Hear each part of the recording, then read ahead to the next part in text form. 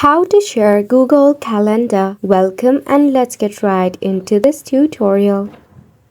To share your Google Calendar, start off by launching your Google Calendar app on your mobile device. Now to share your Google Calendar, you actually have to add the person to the event. For the sake of this video, let me go ahead and select on this meeting. Tap on the event or the task, then select on the pencil icon at the top. Here you should find the option of Add People. Enter the email address, then tap on Done. You can modify the settings for the people as well. You can either allow them to invite others, see guest list, and modify the event.